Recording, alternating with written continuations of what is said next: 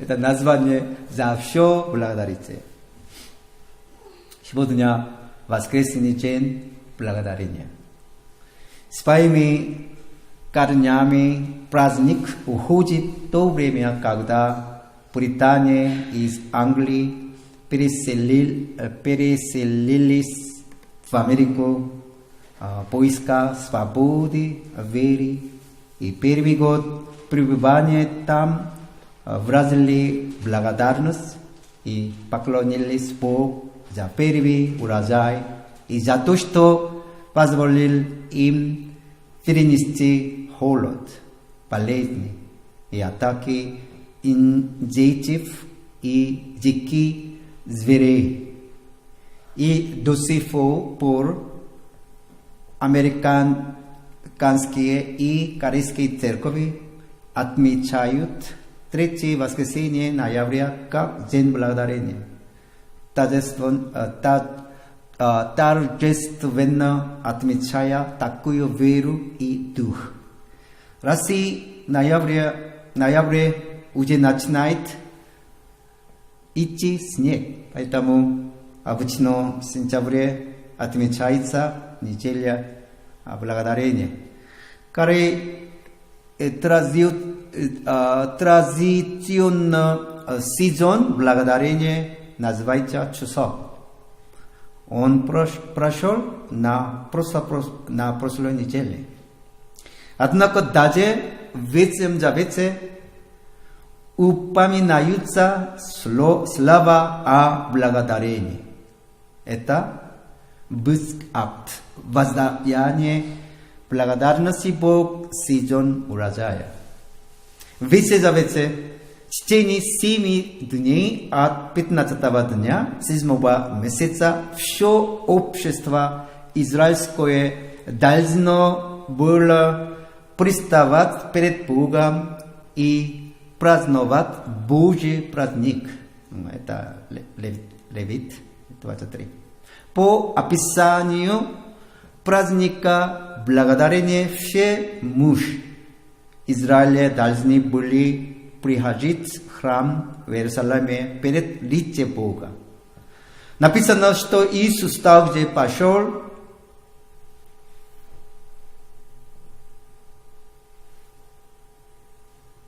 в храм тайно после того, как его братья ходили в Иерусалим на праздник Куши.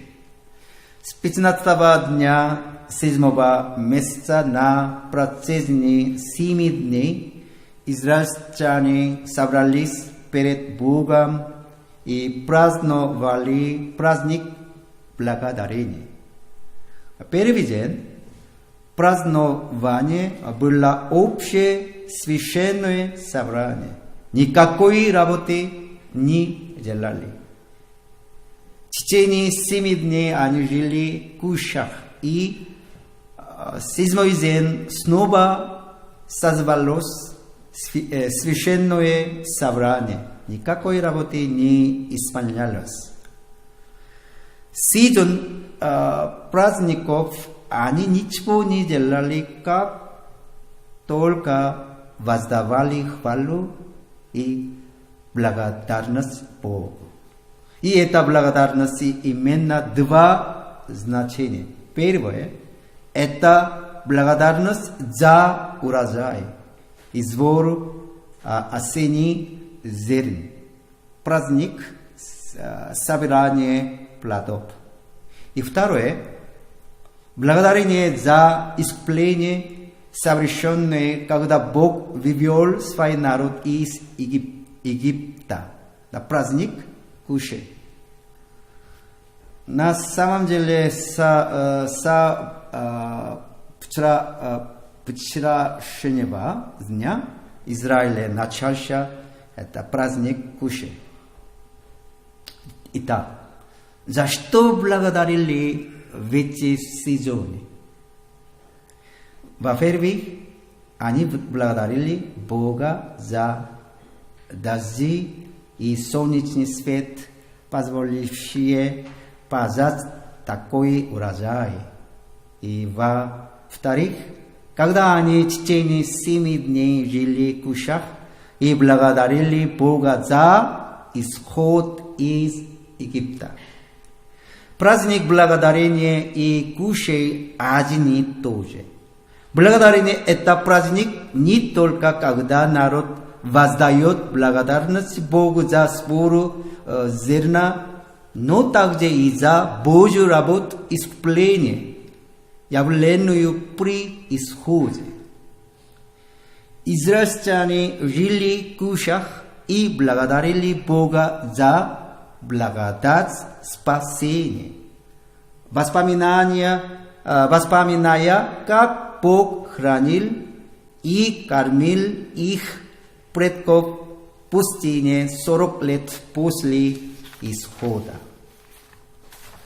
Сегодняшний текст гласит: всегда радуйтесь, непрестанно молитесь, за все благодарите, ибо такова о вас воля Божья во Христе Иисусе.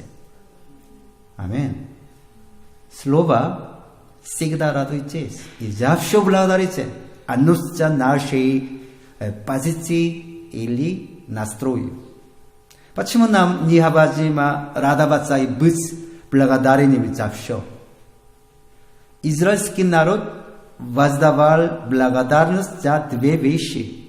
Уже я сказал, первое, они были благодарны за годовой урожай. Второе, они благодарили за благодать спасения исход. Тоже должны касаться и нас. Причина, по которой нужно всегда радоваться и за все благодарить, такова: Бог даровал нам дождь и солнечный свет, давал здоровье, являл свою защиту, чтобы мы могли пожать обилие урожая и принести плоды жизни. Хоть мы не занимаемся земледелием, Бог все равно хранит нас, наши семьи, здоровье, давал нам заработок на работе и был с нами до этого места. Самая основная причина, почему нам нужно быть благодарным Богу, так это за то, что Он всегда был с нами до сих пор. Пожалуйста, всегда оставайтесь благодарными за заботу Небесного Отца. Второе. Нам нужно благодарить Его за дар спасения, выход из рабства. Такой дар можно быть лучше и ценнее, чем то, что мы перешли от смерти в жизнь вечную. Бог послал своего единородного Сына Иисуса Христа, чтобы искупить все наши грехи и привести нас от отчаяния к надежде. Поэтому нам нужно смотреть на крест Иисуса и говорить спасибо. С этого начинается и на этом основывается благодарность. Благодарность за благодать спасения – это первостепенная благодарность, какую вам никогда не забывать и не сравнить ни о чем. Мы все обрели дар Иисуса Христа. Аминь. В чем заключается этот дар? Прощение грехов, обретение мира, смысла жизни и силы. Давайте будем благодарить Бога за духовные благословения в небесах, которые дарованы нам во Христе. Вы испытываете чувство благодарности и трепета за спасение. Дорогие верующие, вы верите в любовь Христа и любовь Божью не так ли? Но некоторые люди могут много раз слышать благой вести, но не верят в Божью любовь и не принимают Христа. Это тайна. Бог уже 자꾸 сильнее работает с ними, с нами, чтобы им уверовать. Это и называется благодать. В этом году некоторые приняли крещение, другие приняли Иисуса в свое сердце как своего Господа и Спасителя, обрели новую жизнь. Это ли не чудесно? Бог возлюбил нас и послал своего Сына Иисуса на землю, и чтобы простить человеку грех, Он пролил свою кровь на кресте вместо меня. Путем Христа Он разрушил стену греха, стоящую между мной и Богом. Вы знаете, что Библия говорит о грехе? Сказано, что беззаконие есть грех. Грех жить как будто я сам Бог, беззаконно. Грех жить по способной воле и прихоти. Однако, если вы осознаете свои грехи и отдадите контроль над всей вашей жизнью Иисус, пригласите Его сесть на трон вашего сердца. Иисус станет вашим хозяином. Если уверуем в силу крови Иисуса и примем Его как своего Господа, тогда Он войдет в наше сердце и жизнь. Когда мы приглашаем Иисуса, Он ходит в наше сердце, и мы имеем общение с Ним. Это и есть жизнь спасения. Раньше я был собственным хозяином, жил так, как хотел. Но когда веруя приму Иисуса Христа, я буду иметь новое сердце, дарованное Иисусом, и буду жить с Ним. Затем Он дает нам силу преодолевать трудности мира и мудрость приносит скорби. Иисус дает силы переждать грех. Иисус дает сердце мир и радость, когда молимся во имя Иисуса, Бог отвечает. Такова жизнь спасения. Поэтому слушайте. Это Римлянам 6:18. Освободившись от греха, вы стали рабами праведности. И Римлянам 8, посмотрите.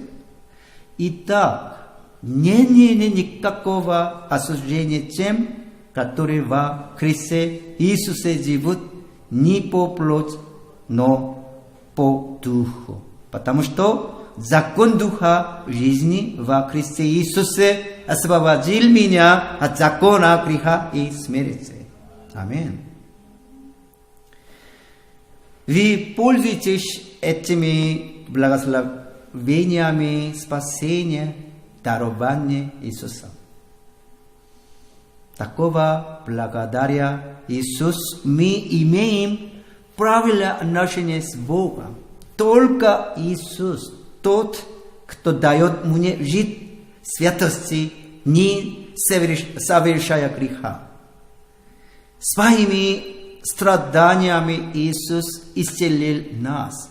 Он дает истинный мир и радость. Иисус Спаситель. Мы обретаем спасение, когда веруем в Иисуса и принимаем Его в сердце. Вы обрели такого спасения? Наслаждаетесь ли вы благословениями спасения. Воздайте хвалу и благодарение Богу за спасение.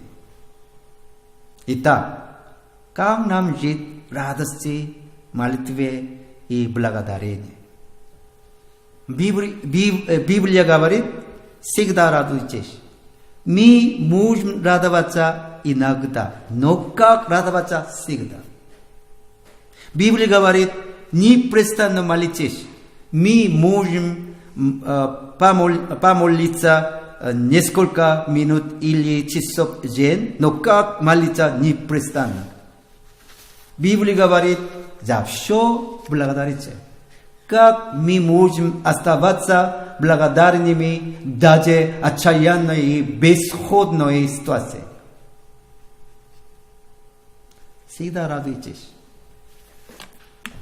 Деяния 5, 41. Они послушали его, и призыв апостолов были их, и запретив им говорить об имени Иисуса, обстили их. Они же пошли из Синедриона, радуясь, что за меня Господа Иисуса удостоились принять бесчестие. Члены ранней церкви радовались, даже когда были гонимы. Из Деяния 16.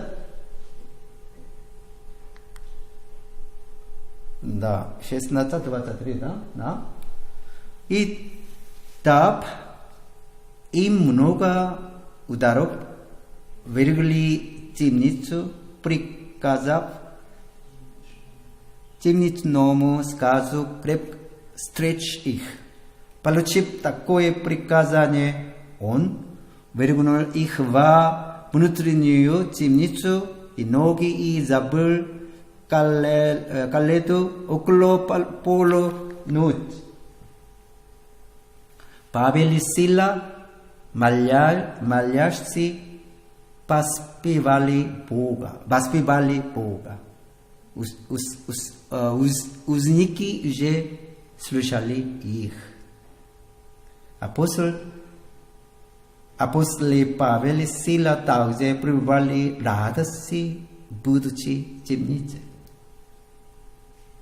Непрестанно молитесь. В своем подсознании вы всегда молитесь так: я люблю Тебя, Господь. Господь, яви мне милость. Господь, будь со мной. Господь, царствуй во мне. Если подобные молитвы естественным образом раздаются внутри вас, то это говорит о том, что вы непрестанно молитесь. За все благодарите. Даниил 6:10. Даниил же, узнав, что подписан такой указ, пошел в дом свой. Окна же горницы его были открыты против Иерусалима. И он 3 раза день поклонял колени и молился своему Богу, и слава славил и Бога, это сделал он и призвал того. Вы знаете, о каком указе идет речь? Царство печаль стояло на указ о том, чтобы бросить Даниила яму салавами.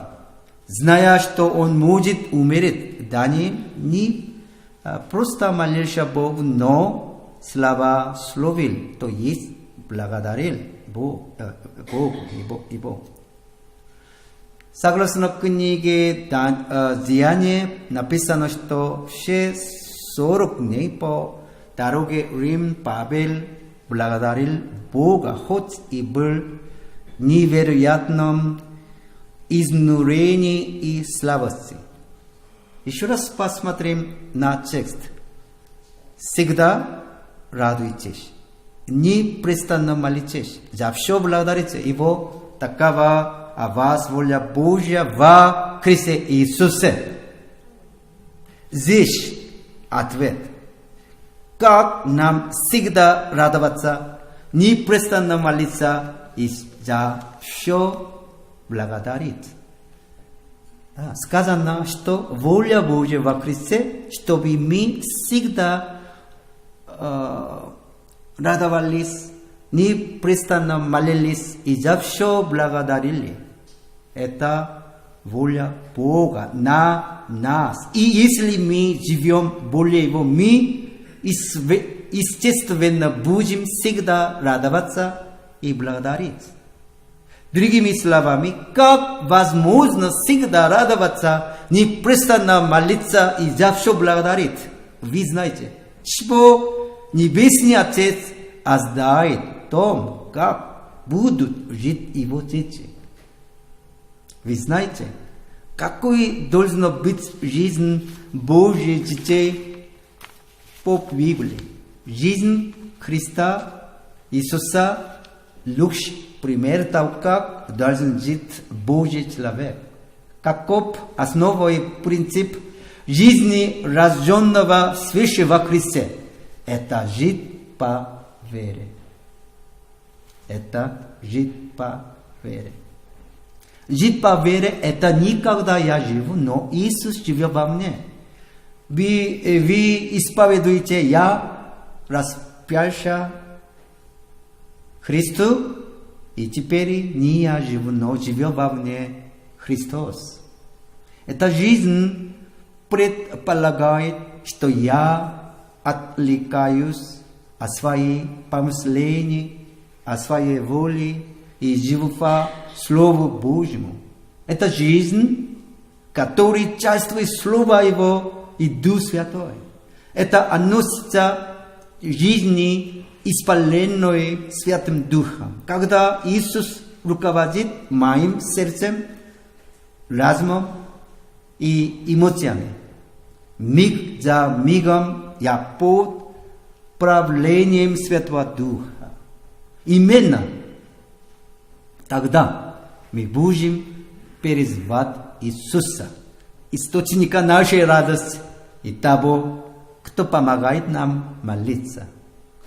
И несмотря на обстоятельства, мы будем жить радостью, которую Господь дает нам, постоянно и жить, молясь и уповая на Господа в постоянстве. Когда Господь царствует во мне, меняется мой взор. Я смотрю на ситуацию глазами благодарности, не обычным человеческим, материалистическим взором, но с помышлением от Духа и Духом развлечения. Я живу Божий суверенитет моей жизни. Даже во время страданий мы видим руку Божью и благодарим Его. Еще раз повторяю. Как нам всегда радоваться, непрестанно молиться и за все благодарить. Будь уверены, что вы Божьи дитя во Христе и живите как Его дитя. Как должен жить Божий ребенок? Мы должны жить полностью Слова и Святого Духа. Нам нужно жить по вере. Этот мир постоянно пытается забрать радость и благодарность. Но те, кто возлагает свою веру на источника жизни Иисуса Христа, никогда не перестанет радоваться и быть благодарным. Даже если будут приходить страдания и скорби этого мира. Всегда радуйтесь, непрестанно молитесь, за все благодарите. Можно сказать, это цветок распускающаяся только саду веры. Можно сказать, что это плод, который растет только на дереве веры. Это драгоценный камень, который можно найти только в родниках веры. Это жемчужина, которую можно обнаружить только в море веры. Иисус – источник радости и благодарности. Живет в моем сердце и всегда со мной. Аминь. Всегда радуйтесь в вере. Непрестанно молитесь в вере. И вере за все благодарите. Аминь.